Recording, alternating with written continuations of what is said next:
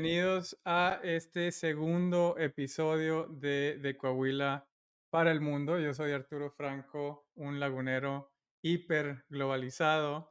Y la idea de este programa es traer a personajes que estén ligados de alguna manera a nuestro estado, a Coahuila, y que estén teniendo una carrera destacada, que estén haciendo cosas interesantes en México, y en el resto del mundo, pero también queremos conocer un poquito sobre sus trayectorias personales.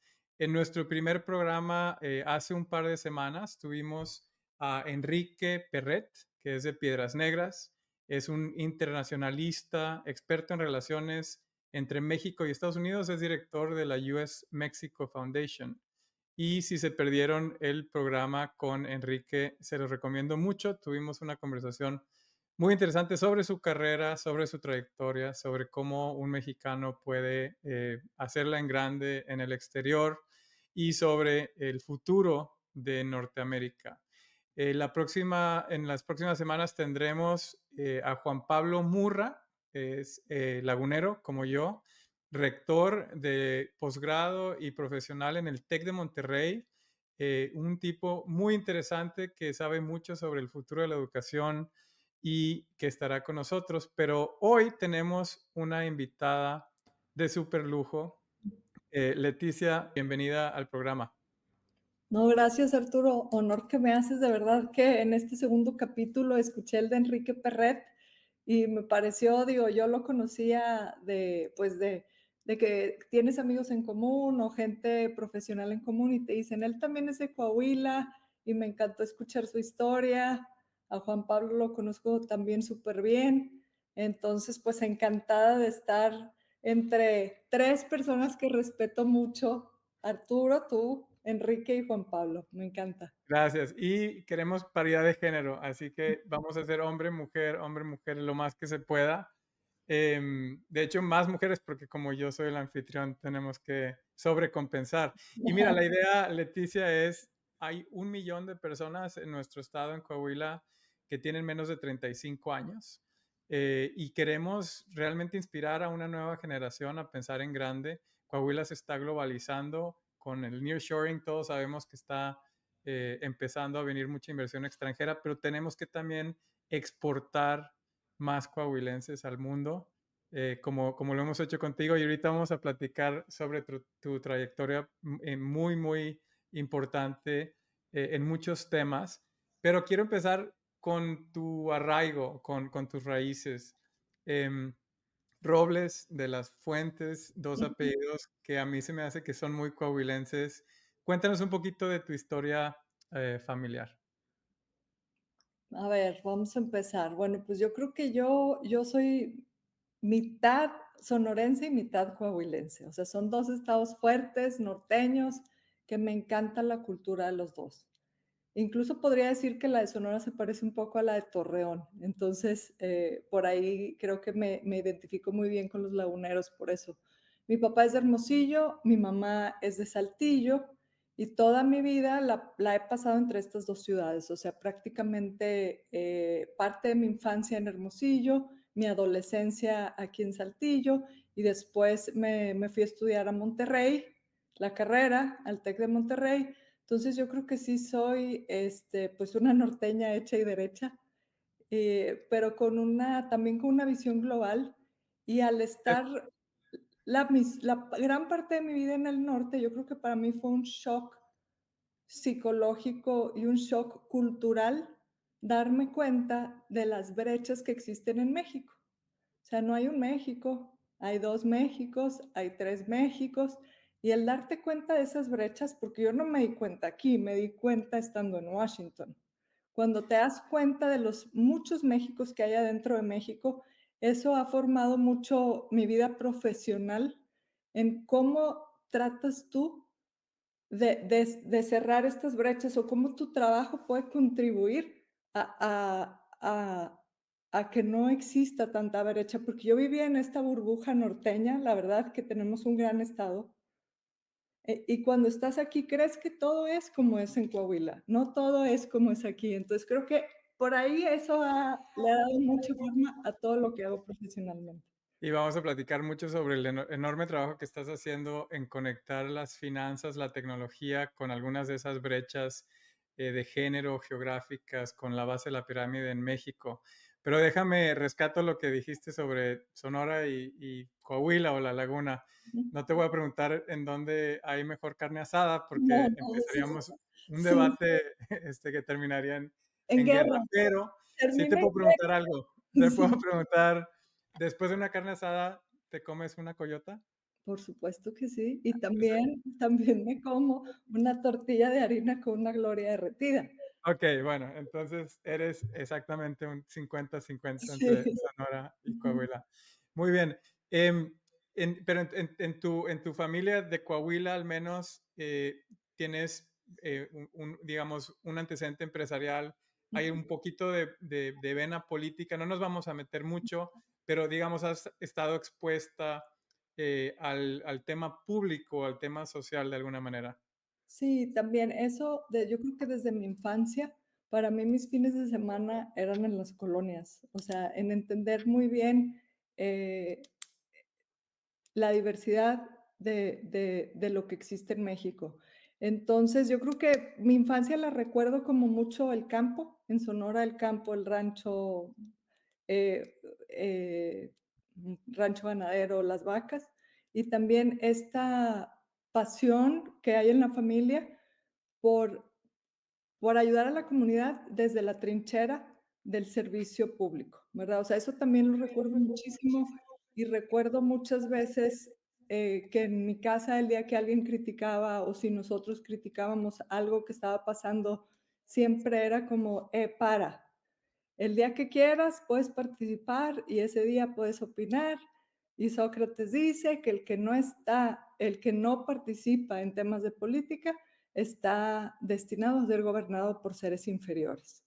Entonces creo que es un tema de participación ciudadana que cada quien lo puede como encauzar de distintas formas, pero en el Claro. caso de mi familia sí ha sido un ejemplo de encauzarlo por medio del servicio público.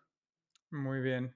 Me gusta mucho esa frase de Sócrates. También hay otra que dice que la política es demasiado importante como para dejársela a los políticos. Eh, Totalmente sí. Leticia, cuéntanos entonces, antes de llegar a tu carrera en Monterrey, como adolescente, como niña, viviste en varias ciudades. Em, Mi esposa y yo, por motivos profesionales, hemos tenido que vivir en diferentes ciudades, en diferentes países, incluso en Suiza, en Londres, en Nueva York, ahora en Toronto, y con nuestra hija de 10 años, Sofía, a veces nos preocupa el estarla moviendo tanto. ¿Para ti fue, rescataste algo positivo o fue algo negativo el estarte moviendo tanto en todos esos años formativos? Pues mira, no te puedo negar que es duro, sobre todo en los años de la adolescencia, en donde es súper importante pertenecer y sentirte que eres parte de algo, pero también creo que es un reto. O sea, y si lo haces en un ambiente como controlado, ayudándola a que se integre, dadas unas buenas condiciones, creo que te hace más fuerte. Porque yo también creo, y algo que lo he vivido a lo largo de mi vida, es que nada es constante. No sé si nada es constante. Entonces, el ser humano que es más feliz, deja tú el que progresa, el que es más feliz es el que se puede adaptar a las distintas circunstancias. Sí, dicen que la diferencia entre expectativa y realidad tiene dos nombres: felicidad e infelicidad. Depende de dónde pongas tu expectativa contra la realidad, puedes ser feliz o infeliz. Y lo importante es poderte adaptar a la realidad y dejar la expectativa que tenías por un lado. Yo creo que esa es un poquito la clave de la felicidad. Entonces, decides estudiar Pero nada finanzas. más para Dime. terminar con tu hija, yo le diría que ella tiene una gran oportunidad de hacerse súper resiliente. Mm, Resiliencia yo creo es una característica que es súper necesaria, pero va a ser más necesaria en este mundo cambiante. sí, lo más trágico es que cuando vivíamos en Inglaterra, tenía 4 o 5 años, tenía un acento Sí, hermosísimo sí, inglés. posh. Daddy, me decía. y 3 semanas en Nueva York y parecía taxista de Nueva York. O sea, se le Muy fue bien. inmediatamente el acento, tan bonito que tenía Inglaterra.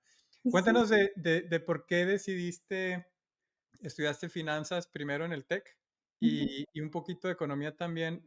¿Qué te motivó? ¿Qué te llamó la atención de eso? ¿Era una decisión fácil, común, o fue algo un poquito así como rebeldía? No, fíjate que no, no fue rebeldía para nada. Yo siento que más bien rebeldía hubiera sido, y ahorita lo veo, yo estudié como, primero empecé en economía. Y que alguien contó esa historia parecida y no me acuerdo quién, pero dije: "Mira, se parece a mi historia". Yo empecé estudiando economía y en el TEC de Monterrey, y la verdad, la economía es un tema que me apasiona, o sea, me superapasiona, me encanta, todo el día leo de economía, todo el día leo de geopolítica, estoy suscrita a todos los periódicos especializados del tema, me gusta muchísimo.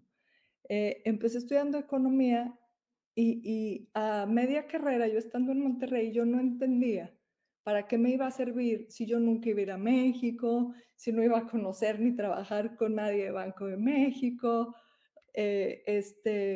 y si nunca iba a hacer política pública, imagínate, Arturo, o sea, y después hasta me tocó estar en presidencia, pero yo no lo veía. Yo Sí. decía: "Pues yo no voy a salir de aquí, yo aquí me voy a quedar, y esto a mí no Pero me va lo a querí no servir". lo veías, no lo creías, pero ¿lo querías? O sea, había una parte de ti Yo creo que que sí, yo creo que sí lo quería, pero no veía cómo, porque también yo vengo de una familia conservadora, entonces no veía ese salto, no me veía.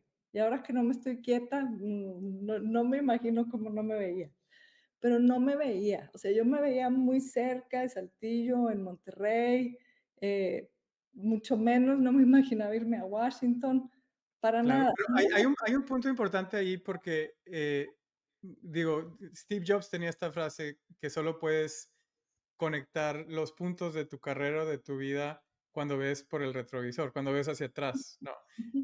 La mayoría de nosotros, que yo te puedo decir, yo tampoco, yo cuando llegué al TEC dije, esta es la cima de mi vida. Llegué con Sí, beca de fútbol americano, dije, ya lo logré, hasta aquí voy a llegar. No entendía que había un mundo más allá, tampoco entendía que había más oportunidades, más lugares, etcétera.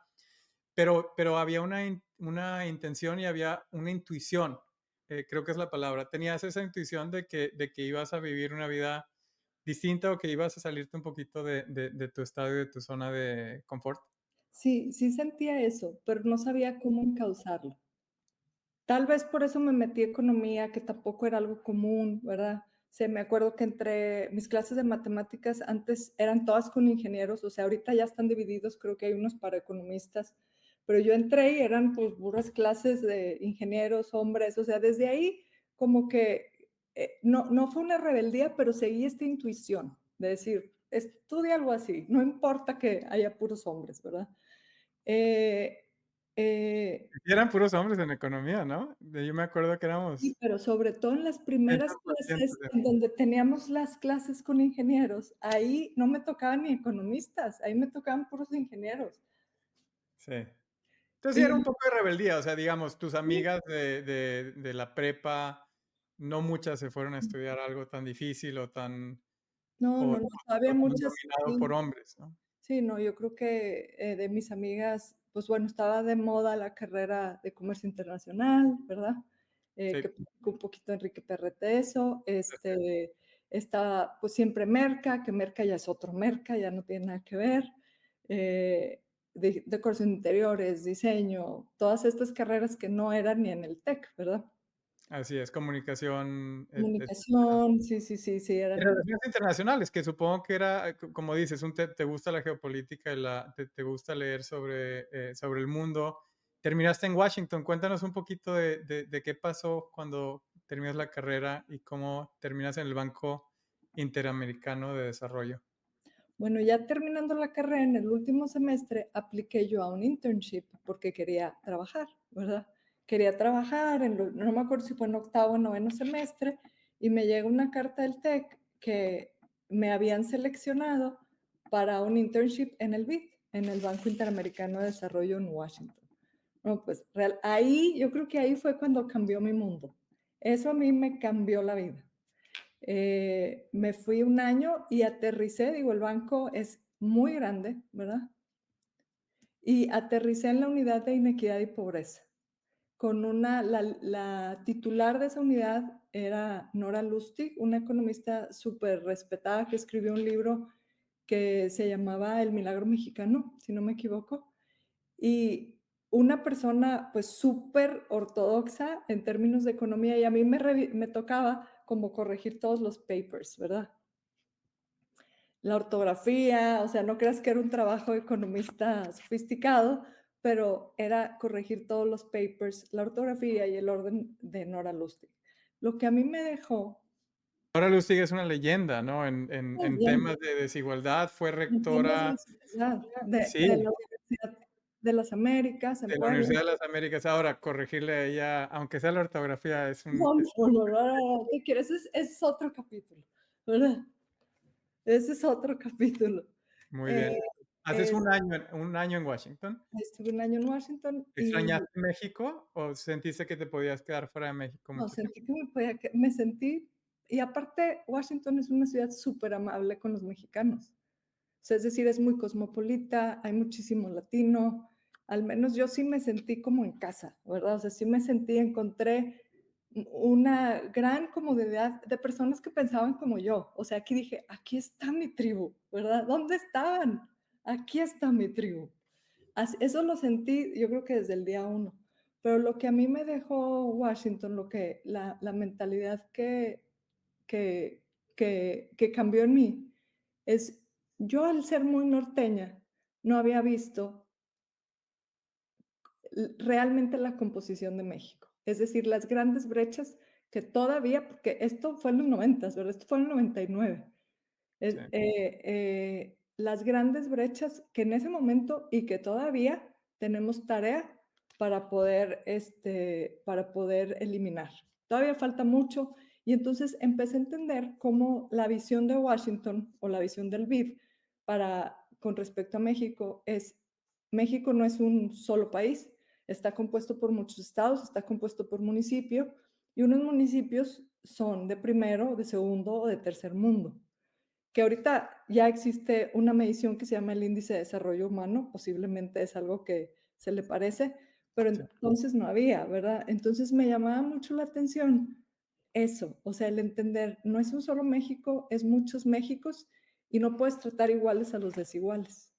Así es. ¿Y lo aprendiste porque conociste mexicanos inmigrantes, porque conociste mexicanos de otros estados? ¿Qué fue lo que te hizo ver desde allá la brecha que existía en México? ¿Por el trabajo que estabas haciendo en el BID? Por el trabajo, o sea, porque Ya, todo el trabajo era inequidad, o sea, todo el trabajo era hablar de eso, pensar en eso, cómo se soluciona, cómo se mide, y nos tocaba México, o sea, podría ser que me hubiera tocado el Caribe, pero no, me tocó México, entonces creo que sí fue súper ilustrativo. A mí me ha pasado varias veces cuando estuve en el Centro para el Desarrollo Internacional en Harvard, cuando estuve en el Foro Económico Mundial, cuando estuve en Brookings, hacer proyectos sobre México fuera de México. Y ahí es en donde creo que te das cuenta un poquito, o sea, la visión internacional sobre el país te da mucha información que no recibes o que no estás abierto a ver cuando vives dentro de la burbuja del país. Lo que decimos sobre nosotros es muy diferente a lo que otros dicen sobre nosotros y creo que te ayuda a hacer una especie de síntesis en tu mente de dónde está México en el mundo, cuál es realmente nuestro nivel, ¿no? Nuestro ranking en varios temas. Supongo que tuviste esa experiencia, regresas a México y ¿qué decidiste hacer? Bueno, ella estaba súper confundida, ¿verdad? Pero sí, esto lo has resumido súper bien lo resumiste. Y bueno, además de las interacciones de la vida real, ¿verdad? Del tema de inmigración, o sea, de todos los temas que son cruciales en la relación bilateral, ¿verdad? Que tú de afuera puedes decir, no, pues, todo es muy fácil, somos vecinos. No, pues hay temas que también hay que solucionar y no es tan fácil porque tienen una causa raíz, ¿verdad? Pero sí, lo resumiste súper bien. Entonces ahí yo ya estaba súper confundida, no me podía quedar por la visa, pero yo ya había sentido que había encontrado mi tribu, este mundo global, estas personas que querían hacer algo por el mundo. Entonces me regreso a Saltillo y no sé qué hacer, Arturo. O sea, ahí empiezo como que sigue, me empieza a dar como, bueno, le llamaban, no sé si todavía se llame así, la crisis del adulto joven, ¿verdad? De los 25, De los no de 25. los 45. Sí, Así es. sí, sí, total, no paramos, ¿verdad? Entonces empiezo como que a ver qué voy a hacer y hago una serie de emprendimientos que nada funcionaba, ¿verdad? Entonces también yo decía, porque eso es algo también que siempre nos han inculcado en la familia, es no tener el miedo, a aventarse, a emprender, a, a- y a reinventarse. O sea, la historia, yo creo que si puedo, si pudiera yo dar un mensaje a tu audiencia, siempre es que todo el mundo se puede reinventar y las historias de reinvención son divertidas. Dan Sí. mucho miedo, pero son divertidas, porque cuando ves por el retrovisor, cuando estabas diciendo, sientes que das pasos muy largos, o sea, que dices, ¿cómo estoy aquí si estaba allá? Entonces, las historias de reinvención son bonitas. Y se aprende muy poco del éxito, se aprende mucho más del fracaso, ¿no? Sí, sí, Y y sobre todo 9 de cada 10 empresas fracasan. Entonces, entonces nadie hice se una puede serie de poner. emprendimientos, o sea, tú imagínate a mí de todo, desde he puesto una tienda de vestidos de novia, me gustan hacer, también me gustaba dedicarle tiempo al deporte, entonces he hecho cursos de verano de patinaje, o sea, imagínate que empiezo como que a buscar cuál es mi espacio.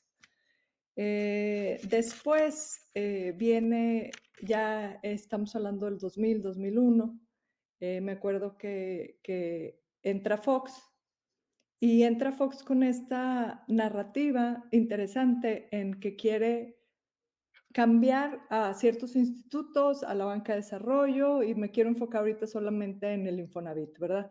Tenía una narrativa de acabar con el rezago habitacional y de cambiar la manera en que se estaban haciendo las cosas en cuanto a vivienda. Pues en ese momento nos subimos a ese tren y creo que fue una etapa importante hablando de cerrar brechas, brechas que también se acaban, ¿verdad? Son ventanas. En cuanto al rezago de oportunidad, en cuanto el Infonavit deja de ser un instituto constructor, sino que se vuelve de verdad un instituto de financiación en donde tiene que ganar dinero y tiene que prestar bien y tiene que prestar ad hoc. A mí me tocó ver toda esa transformación, fue súper interesante de ser como un dinosaurio a transformarse a algo súper ágil, súper tecnológico y prestando de manera asertiva y adecuada. Y también en donde cambia el mercado, en donde ya no es el constructor que se va a sentar con el director del Infonavit, el que puede hacer vivienda, sino es el mercado quien tiene el poder y cómo tú le puedes dar una mejor oferta a las personas y así puedes elevar su calidad de vida. Entonces, eso lo hice 13 años. 13 años me dediqué a hacer vivienda. Un chorro, ya sé. Y es un sector muy difícil, sobre todo en vivienda popular, pero Ujú, digamos, hay un derecho constitucional a la vivienda digna para todos los mexicanos y es uno de los derechos que nadie sabe cómo atender y que realmente, pues, hay un gran rezago, ¿no? Entonces, supongo que es algo que te dio también un sentimiento de que estabas teniendo cierto impacto. sí, totalmente. Y totalmente porque tú lo podías hacer tan bien o tan mal como tú quisieras. Claro que el mercado te premia o no, pero hay cosas que tú puedes hacer sin que te las pidan y que sabes que están bien, ¿verdad? Entonces sí, fue algo que me dejó, me alimentó este deseo o esta necesidad que yo he tenido, de, que te he platicado de lograr cerrar brechas desde el punto de vista de este derecho constitucional, que es la vivienda. Me gustó mucho, es algo que te permite estar muy en contacto con las personas, me considero humanista, entonces entiendes muy bien qué es lo que les pesa, qué es lo que les duele, ves a muchas personas, es un trabajo que me gustó muchísimo, aparte que me enseñó a hacer pyme, o sea, me enseñó a hacer a lo mejor una pyme más sofisticada, pero entendí también desde el lado de empresario y desde el lado de ser una empresa, una pyme grande, pero una pyme a final de cuentas, de los grandes retos que hay que solucionar en el sistema financiero. Y De sabes que construir una colonia o desarrollar una comunidad, como me decía Federico Garza Santos en una conversación, en un diálogo franco en el otro podcast que tengo, es una oportunidad única de crear futuro, de crear el futuro que tú puedes crear, porque como tú dices, puedes ponerle las áreas verdes que tú quieras. Es un poquito como jugar creando Sim comunidades, dice Federico, sí. SimCity, ¿no? Es como ese juego de computadora que había donde tú Lo hace creabas. superbién, y él ha desarrollado comunidades enteras de manera superinteresante. De hecho, yo colaboro con él con una posición en un consejo. Excelente, muy bien. Es mi pequeña patita que dejé en real estate, esa, nada más, pero, Ahora, me ¿pasaste pasaste de real estate directamente al sector financiero o hubo algo en la Afinsa, creo, en tu carrera, ¿no? sí, bueno, aquí ya, imagínate, en estos 13 años yo ya había hecho una familia, ya me había casado, ya tenía mis 2 hijitos, me veías embarazada en todas las construcciones, trepada en la azotea, ¿verdad? Qué Lidiando con todos, con las auditorías del Infonavit, del IMSS, de todo lo que te tienes que graduar, yo digo, para ser una buena pyme, ¿verdad? Bueno, te hago la pregunta ahorita. Hay muchas jóvenes, mujeres, adolescentes, adultas en Coahuila que nos están escuchando, que seguro están inspiradas con tu carrera, con tu entusiasmo, con lo que has logrado, y todavía no hemos hablado de mucho de lo que has logrado, y que se están haciendo la pregunta si pueden balancear una carrera como la tuya, o intentar tener una carrera como la tuya con una familia y con la vida familiar. ¿Qué le dirías tú a esas mujeres coahuilenses? Mira, yo creo que, ahorita el consejo que yo les daría y que me lo comprueba ahorita el premio Nobel, el estudio que hizo, Goldin, es decir, bueno, uno, yo no creo que exista el balance. O sea, es decir, hay momentos en la vida en que te tienes que enfocar en tu familia, en tu carrera, pero no puedes hacer a veces todo y a veces queremos hacer todo. Queremos hacer ejercicio, queremos estar bien peinadas, queremos tener una gran carrera, queremos ir ver a las amigas, queremos jugar todos los torneos de tenis. Entonces, es decir, no se va a poder hacer todo. Entonces, tú tienes que priorizar. Y el ejercicio de priorizar creo que va a ser muy importante en tu vida. O sea, a la quien me esté escuchando, el poder priorizar de manera correcta, eso te va a llevar a ganar. Y sí hay trade-offs. ¿Cómo dirías trade-offs en español, Arturo? Hay, choques Intercambios. sí, o, decisiones difíciles, ¿no? Entre Sí, entre hay 2. decisiones difíciles porque queremos hacer todo y nos han enseñado que se puede hacer todo. Así es. Pero, Ahora, también el rol de tu pareja es muy importante ahí, ¿no? No, ay, sí, bueno, pues vamos por partes, vas sí. para allá. Okey, Ya, perfecto. vamos. Pero entonces, sí debe haber un trade-off. Pero yo digo, cuando se abre una puerta, cierras otra. Nada más tienes que entender cuál está cerrando y cuáles son las consecuencias de eso y por cuánto tiempo. No quiere decir que la cierres para siempre. A lo mejor no vas a jugar tenis 3 años o no vas a ir a los cafés en la mañana, no sé, pero es un trade-off. La pareja es el 90% de tu vida, pero tanto para hombre como para mujer. Así es. Eso es muy importante, siendo hombre o mujer, te hace o te deshace la vida. Entonces, sí tenemos que pensar muy bien esa decisión.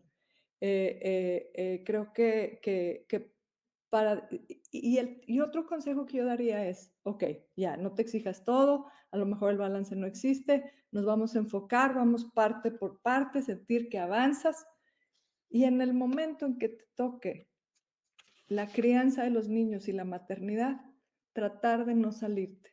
Ahorita lo que nos comprueba este estudio, y era mi sospecha, o sea, no hay un complot allá afuera discriminatorio. No es que hay un complot y un grupo de gente que quiere que falles, sino más bien la dinámica es que cuando tú dejas tu trabajo 7 o 10 años, el castigo es muy fuerte. sí. Esa es una realidad. El castigo es muy fuerte. No hay una Entonces, rampa para volverte a subir a es la muy carretera difícil, fácil, ¿no? es muy difícil. Sí. Algo que a mí me pasó es que yo nunca me bajé, aunque y ahí hay que tratar de nunca me bajé por largo tiempo, a lo mejor sí me bajé un año, ¿verdad? Pero siempre tratar de tener una patita de alguna forma, aunque sea a lo mejor un medio tiempo, de alguna manera estar participando en algo, pero no sentir que te sales completamente de la carrera, porque el tratar de regresar, ahí es cuando es muy difícil. Bueno, entonces, estás en azoteas, estás en real estate, terminas esa etapa, Ujú. ¿cómo llegas al tema financiero? Bueno, el tema financiero, llegó, te puedo decir que no por casualidad, pero yo ya quería regresar, o sea, como que yo decía, a ver, estudié esto, ¿cómo entro a este mundo? Es lo que hablo de dar pasitos. ¿Cómo regreso? ¿Cómo me actualizo? Yo también ya estaba en una etapa de mi vida que sentía no había hecho una maestría, es cómo logro actualizarme. Siempre había sido yo muy activa en cámaras empresariales, o sea, en la Canadevi o en la Cámara de la Industria de la Construcción, entendiendo muy bien qué era lo mejor para el gremio. Entonces, conocía a muchos empresarios, a mucha gente, y de la nada, y por temas como tú ahorita estás platicando, por alguien que tiene la iniciativa, esa es otra cosa.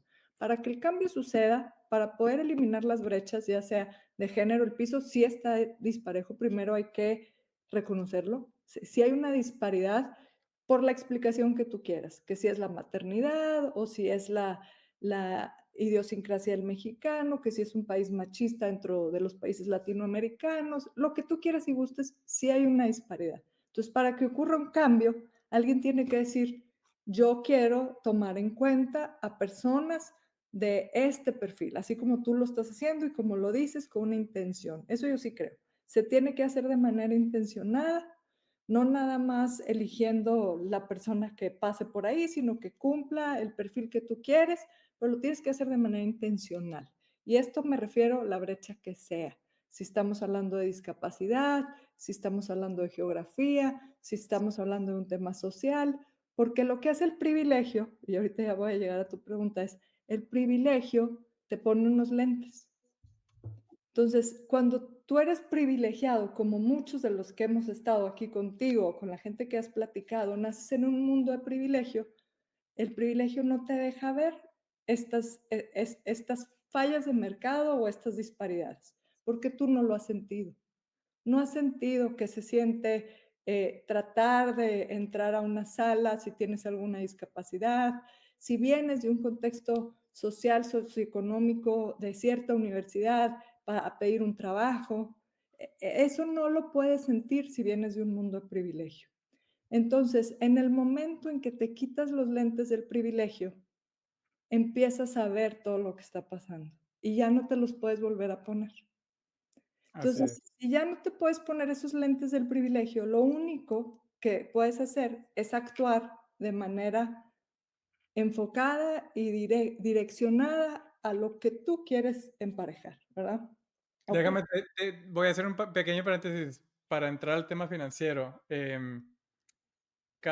Yo trabajo en la parte de impacto social en Mastercard.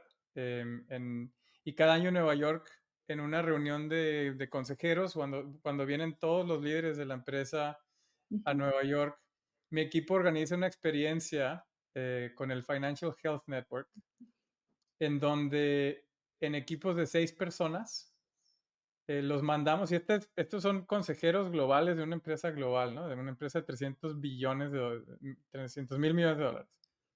Los mandamos a la calle, a las calles de Nueva York, a hacer 6 o 7 transacciones financieras, mandar remesas por Western Union, cobrar un cheque sin identificación, ujú. o sea, cosas que hace la gente que no tiene tanto acceso al sistema financiero o que está subatendida por el sistema financiero. Y yo lo he hecho 2 veces y de verdad es una experiencia muy, muy frustrante y muy interesante. Te toma todo el día hacer estas transacciones, si es que las logras hacer. y después regresamos y platicamos sobre la experiencia. Y eso es en la misma ciudad, en el país, digamos, más desarrollado del mundo. Eh, Creo que ese tipo de experiencias te abren los ojos, ¿no? Totalmente. Y hablando de ese ejercicio, creo que hay un ejercicio en el que, igual a lo que tú dices, que te ponen, ese nos lo hicieron en Confío, el IDB, que empieza a decir, den un paso, nos pone a todos en círculo, y es den un paso atrás las personas que, que estudiaron en una universidad pública, por ejemplo. Un paso atrás si eres mujer, un paso atrás si eres de cierta geografía, si tienes alguna discapacidad. Y los que se quedan enfrente prácticamente, pues, son 2 o 3, ¿verdad? Y Entonces, ahora corran la carrera, a ver quién ahora gana. pasa la carrera a ver quién gana. Empiecen, corran todos, ¿verdad? Así es, así es. Entonces sí, es algo así. Tú dices, pues bueno, pues qué fácil. Si tienes pasaporte, identificación, dirección, cuenta de banco, dinero en el banco, pues llegas al banco y nadie te discrimina, ¿verdad? No tienes ningún issue.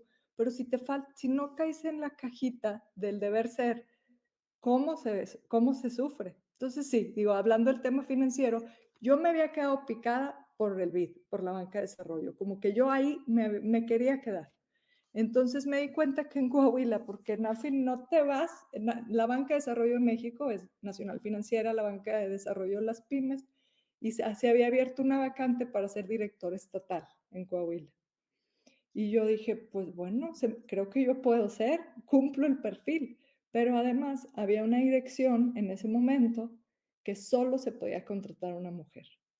Súper polémico, tú sabes, el tema de cuotas, súper polémico, pero la verdad es que en ese lugar, la gente que trabaja ahí se queda hasta que se muere.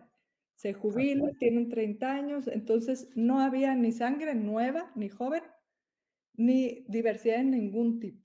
No, polémico debería ser eso, polémico debería ser la falta de diversidad. Yo creo que las cuotas, son mecanismos transitorios para Yo estoy de acuerdo, remediar una falla estructural, ¿no? Yo creo totalmente de acuerdo. qué bueno que la aprovechaste. Entonces, estuviste en Afin, ¿cuántos años?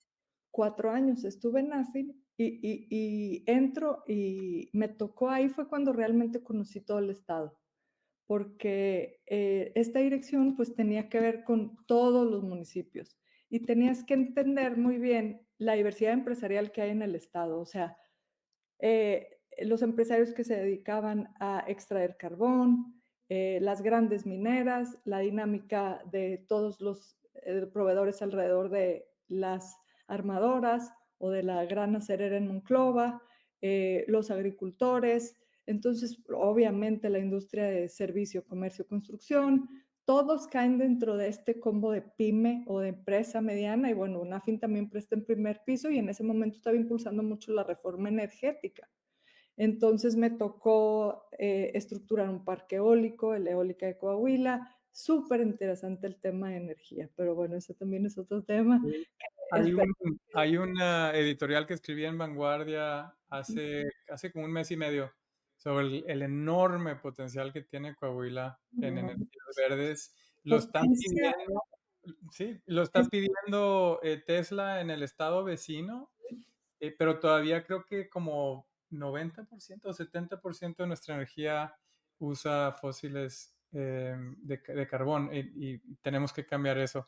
Pero tema para otro día. Bueno, ahora vamos a hablar un poco Pero sí, Coahuila es potencia eólica, potencia de gas, potencia solar, sexta potencia solar, o sea, ni siquiera el Sahara, o sea, bueno, el Sahara antes y luego nosotros. así es. No, no, podría ser, algo increíble y lo tenemos. Y a las puertas de Estados Unidos podríamos conectar eventualmente con To el grid de allá. y es soberanía energética también. ¿Tuviste un lapsus? No, un pequeño una parada del tren tan increíble de tu carrera en Los Pinos. Sí, o Bueno, sea, no en creo Los que yo Pinos. no sé, bueno, no, sí estuve 3 semanas en Los Pinos. Okey, Sí, cuéntanos. pero bueno, déjame te platico. En Afin, yo lo que sentía era, pues, que estaba padrísimo impulsar la reforma, hacer estos grandes parques eólicos, para estar en primer piso, pero sentía que no era la misión de la banca de desarrollo, ¿verdad? Entonces yo decía, y entendía también sus desafíos, es decir, pues no tenemos una relación directa con las pymes, cómo les vamos a prestar, no podemos llegar a todo el país, somos una banca de segundo piso, lo que tú dices, pues no se puede. Entonces yo empecé a pensar, y ahí estaba estudiando también una maestría en Business Innovation en el CEDIM, con un programa copiado algo de, de, de Stanford, del design del Rizzo Platter Design Center, ¿verdad? Entonces, ahí yo dije, ahí me enamoré de FinTech, o sea, dije, esto tiene el potencial de cambiar la dinámica, de decir, no tienes que tener oficinas en todos lados, no necesitas por qué ver a las personas. Si tienes datos transaccionales, debería ser suficiente para poder autorizar una línea de crédito y también tienes manera de revisar su voluntad de pago con su historia, o sea, no nada más es capacidad de pago, sino es voluntad. ¿Cómo haces? Y si lo puedes hacer a nivel macro, pues estaría padrísimo. Ahora, yo veía que la banca de desarrollo estaba en súper buena situación financiera, en donde no había ningún problema en hacer un piloto. O sea, decir, vamos a entrenar un algoritmo, vamos a hacer un piloto, veamos si funciona, un MVP, un producto mínimo viable. Si no funciona, ya me callo, no vuelvo a decir nada, pero no voy a poner en riesgo a la banca de desarrollo si hacemos un piloto. Para eso es la banca de desarrollo, ¿no? Para Hay eso es la que banca leer de el desarrollo. libro de Mariana Mazzucato sobre cómo el Estado siempre ha sido el inversionista de primer recurso. O sea, no tendríamos el iPhone si el gobierno norteamericano no hubiera invertido en algo riesgoso en tecnología hace muchos años, ¿no? Ujú, totalmente, ¿no? Y el ejército ha sido, por ejemplo, el ejército de Estados Unidos, pues es una fuerza de innovación brutal, ¿verdad?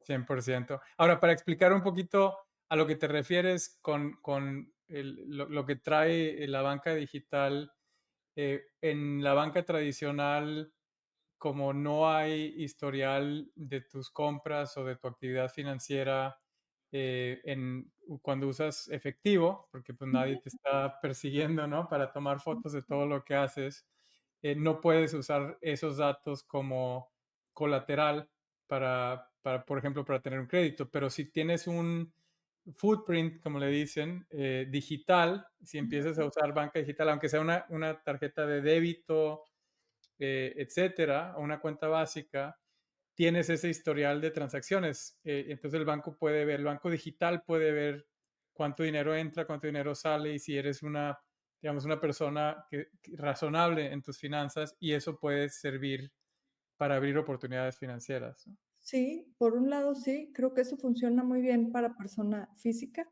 pero por ejemplo, acá en el tema de NAFIN y en el tema de Dime. Confío, que atendemos a las pymes, que son persona física con actividad empresarial o persona moral, sí tienen historial, Arturo. Sí lo tienen. Lo que no tienen las garantías para que el banco les autorice un crédito, pero el historial sí lo tienen. Entonces, es decir, lo que hay es falta de confianza y por eso Confío se llama Confío, ¿verdad?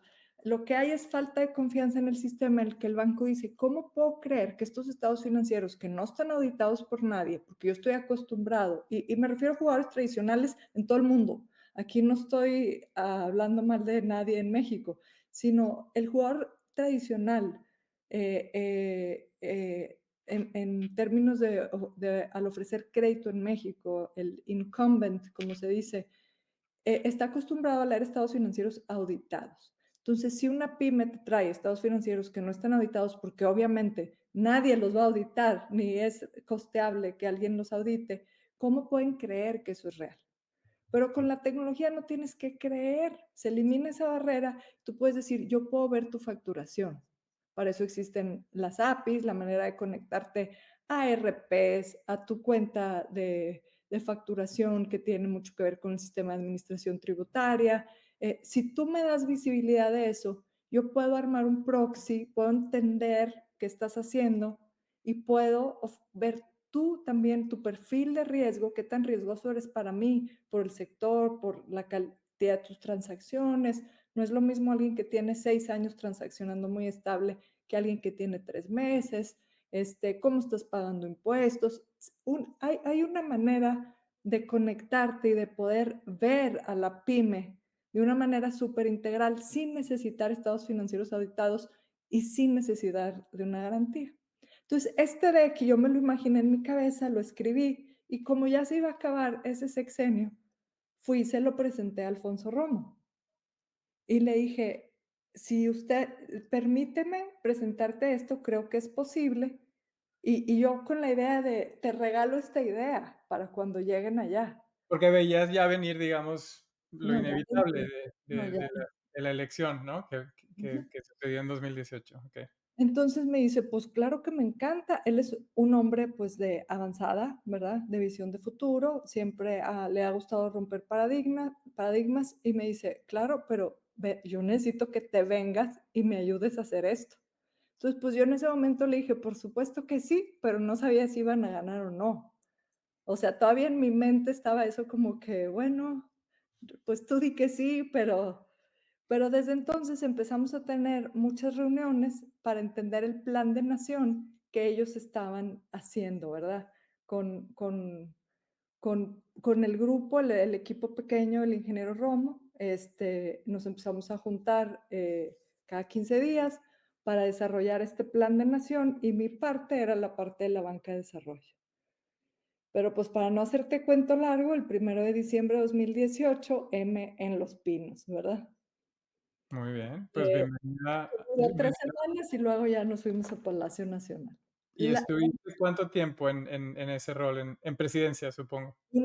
Un año y veía estos temas que tenían que ver, ya no con banca de desarrollo, tanto fue algo que no pude que no nos fue posible, eh, eh, mover en ese momento, pero sí veía temas relacionados con el sistema financiero y la oficina de presidencia, temas de fondos de capital privado, la Asociación de Bancos de México, todo lo que tenía que ver con sistema financiero, las Afores, también tú sabes que en ese mismo momento hubo una oleada, un cambio gigantesco en el panorama, en el landscape, en el ecosistema de capital de riesgo en México.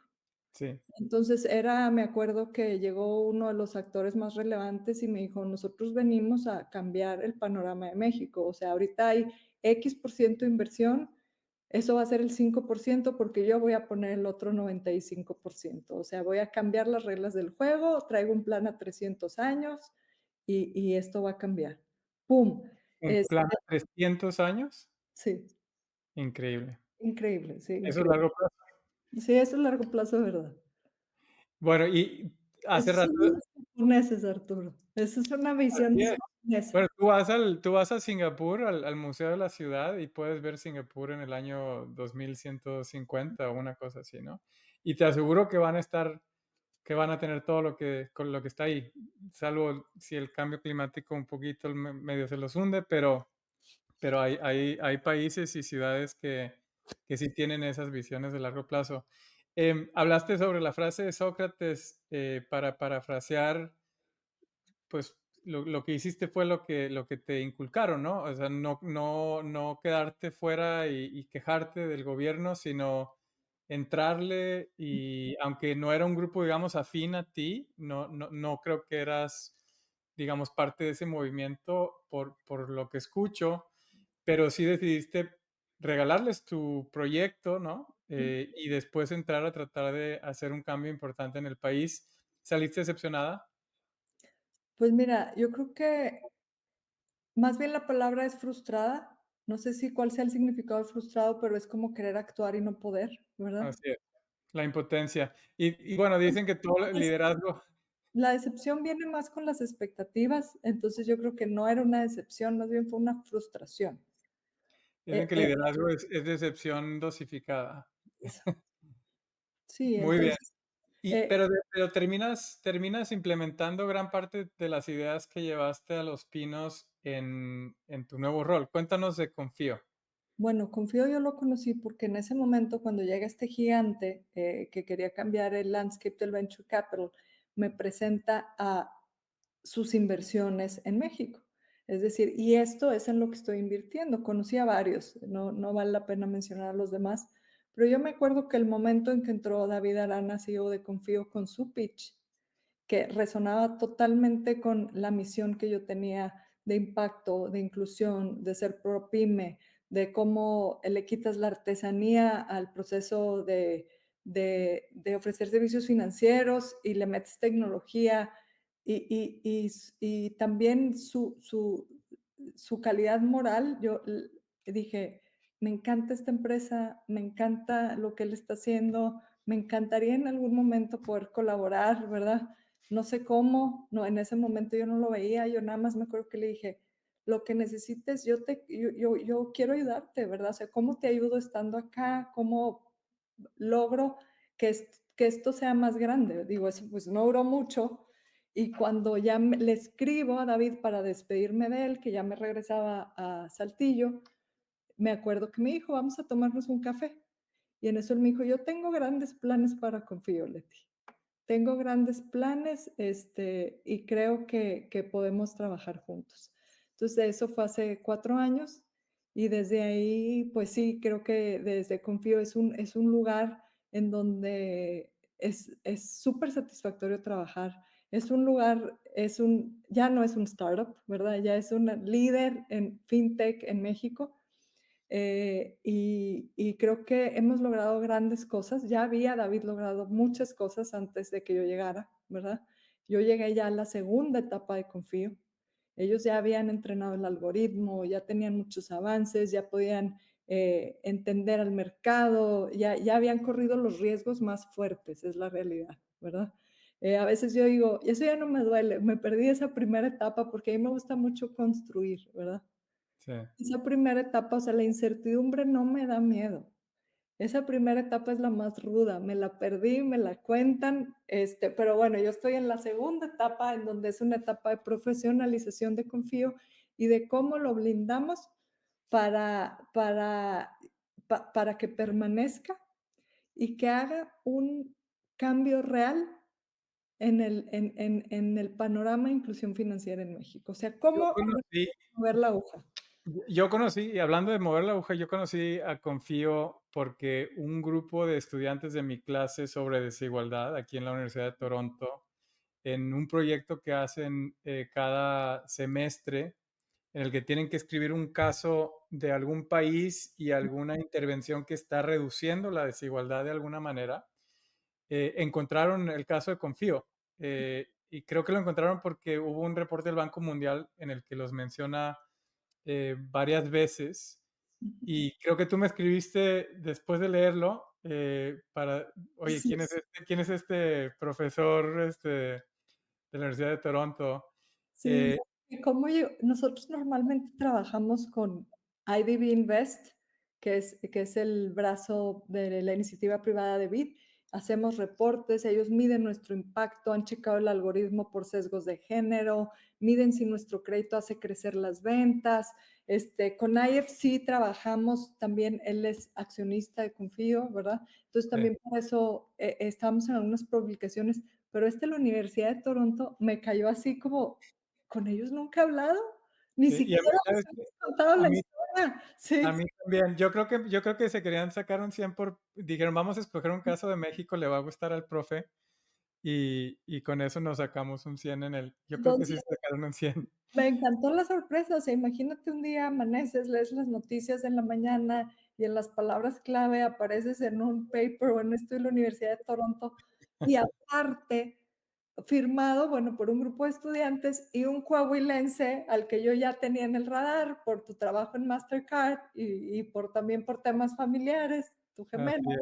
Pues bueno, lo que te puedo decir es que yo no los empujé a que buscaran Confío, ellos lo encontraron de manera independiente y es un excelente caso ya, como bien dices, de una empresa que está encontrando una realidad todavía de gran falta, de mucha carencia en acceso, en uso de servicios financieros en México, pero que en lugar de darse la vuelta o enfocarse en la parte de arriba de la pirámide, que es lo que hacen muchas fintechs, que es lo que hacen los bancos tradicionales, están agarrando al toro por los cuernos y realmente resolviendo temas. En este último minuto que nos queda en esta conversación, la he disfrutado muchísimo, hay muchísimo más que platicar, pero como te dije al principio, la idea es presentarle a nuestro estado ejemplos de vida, ejemplos de personas que están teniendo trayectorias interesantes y que puedan inspirar a la siguiente generación. Danos un último consejo. Creo que dijiste muchas cosas sobre ser mujer, sobre el balance o el no balance en la vida, sobre la intuición y saber que hay una oportunidad sin realmente tener que tener todas las respuestas. ¿Cuál sería tu consejo para los jóvenes en Coahuila? Yo creo que, digo, a mí yo creo que el consejo que daría es que no esperen que la vida va a ser lineal. O sea, que si tú esperas y empiezas a medir tu vida como una línea que va ascendente siempre, no. El progreso no se ve lineal. A veces sube, a veces baja, a veces se regresa, pero yo soy de la idea que así es el progreso. Y se aprende, como tú bien lo dijiste, más en las bajadas a veces que en las subidas. Entonces, yo creo que ese sería mi consejo. No esperen que el progreso sea lineal, y creo que esa es una presión, porque estamos acostumbrados, entras a primero de primaria y luego segundo, tercero, cuarto, quinto, y luego te sacas la banda de honor y tienes que hacer esto y presentas el SAT. O sea, todo está como muy bien armado hasta que, pum, sales a tu vida profesional y ya no hay esa guía y ya no hay quien te diga. Así es. No hay En plan de vuelo, no hay... duelo no hay nada. Entonces, yo ahí más bien sería de tengámonos paciencia, estemos alerta a todas las señales y el progreso y el éxito no es lineal. Muy Ese bien. sería mi consejo. Excelente. Pues Leticia, muchísimas gracias. Seguro que va a haber mucha gente que escuche esto y en Ujú, tu ejemplo encuentre algo que los inspire y que los motive a ir más allá. ujú. Feliz por todo lo que estás haciendo y nos seguimos viendo. Estamos en el Consejo de FAIR juntos y seguro nos vamos a seguir topando por ahí. Y pues échate una coyota con tu mitad sonorense. Claro que sí. Te mando Orgullo coahuilense. gracias por esta charla, yo también la disfruté mucho. Ok, gracias. Hasta luego.